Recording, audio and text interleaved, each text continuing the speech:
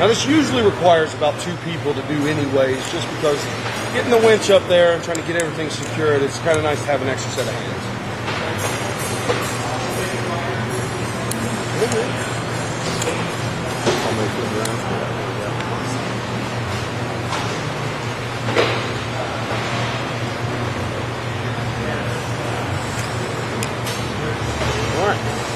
Now, once you reinstalled your part, it's basically this guy here just kind of floating along. On the back of the character is where you'll run into all of your fittings and stuff. You'll have your airline, and you'll have your control cord. What I personally like to do is I'll bring him down on the right side of his wing here, and we'll just bring it down to where we can make a connection. I attach him directly to his wings. Hey, Mike. Hand me a zip tie. So the only thing I'm going to do is just zip tie these to the wing.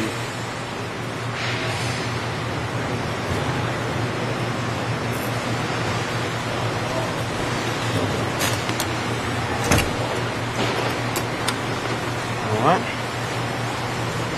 I usually do about 2 zip ties per. That way we can get it nice and.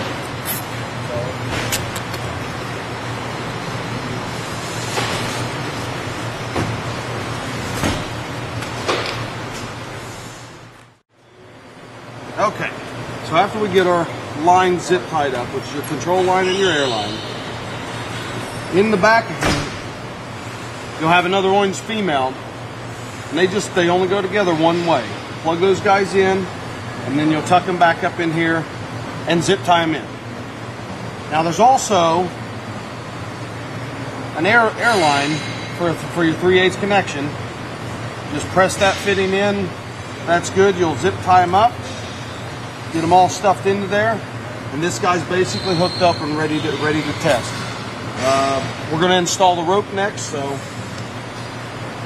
basically, once you get that hooked up, it's 2 connections to this guy. In order to do the rope, hey Mike, can you hand me the rope here? And I'll show them basically what it is that we use. All right. So what this is just, I do believe it's 1 inch or 7/8.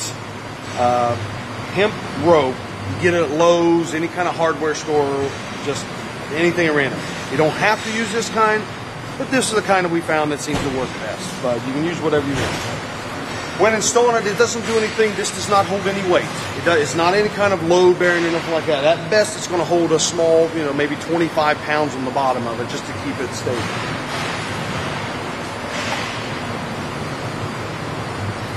So what we're doing here is we're just going to install it. That's great. He's going to tie a quick couple knots.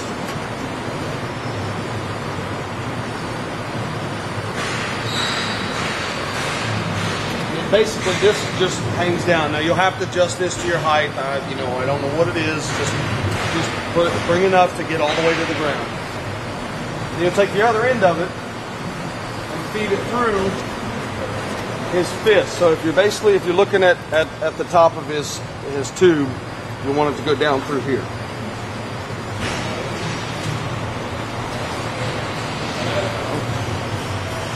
Then at his feet there's another hole. You want to feed it down through there as well.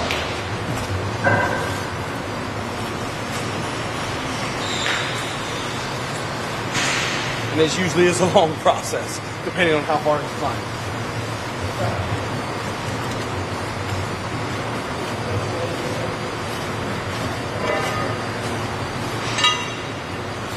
All right. Now, once you get him up in the air, we're using a 25-pound. I think it's 25. But we're using a 45-pound plate weight. It doesn't have to be 45 pounds. It just needs to be 20, 30, 40 pounds or so. Just something that ties onto the bottom of this. And you want your weight to be setting off the ground about maybe 6-8 inches to a foot.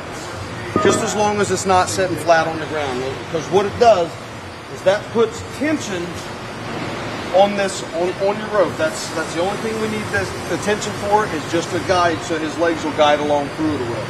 We're not going to install on this one because it's just a plate weight. Now, once we have this guy hooked up, whatever, you're like, well, I need to get air to it. If you look at your air spool, there it is. On your air spool, the side of it is there's a swivel connection pin. That's where you put your 3/8 main air in, and what that'll do is that'll feed the air down in through this line and down to your character. If it goes into here, you'll run it back along with your other cord. So, and then after that, you plug in your motion sensor,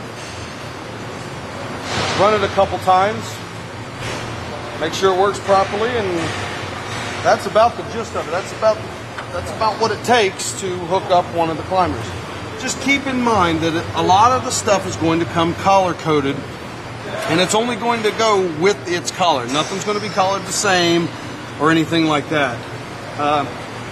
On your control board, once you get your power plugged in, at any time that you want to bring down the character to, let's say, store for the night or something like that, just hit your relay.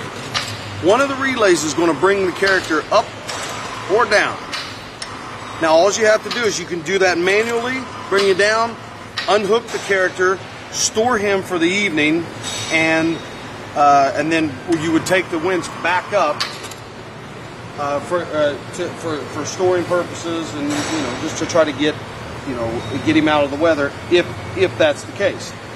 But all of our connections that we use here is we collar coat one end of them, and we didn't collar coat this extension cord. Now, I do agree that it is very important to know that you plug if you get 2 green cords or 2 orange cords, 2 of the same color, you need to know that this end goes to the blue one and the other end, it doesn't go to the other collar.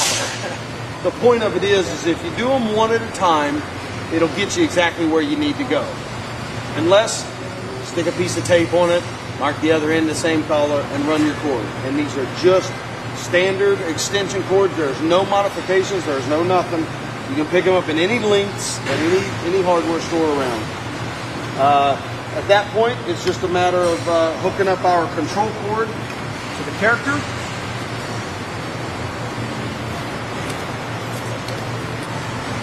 The other end of the extension cord, the green extension cord that plugs into the yellow electrical spool, plugs into this guy here. There again, it's marked, and it's solely marked for this purpose only. Once you plug it in, you should be able to hit your play button and have the guy do what he's supposed to do. And if there's any questions or whatever, just give us a call and we'll get you taken care of over the phone. But hopefully that was helpful. That's about what it takes to hook up one of our rope climbers. So, see you later.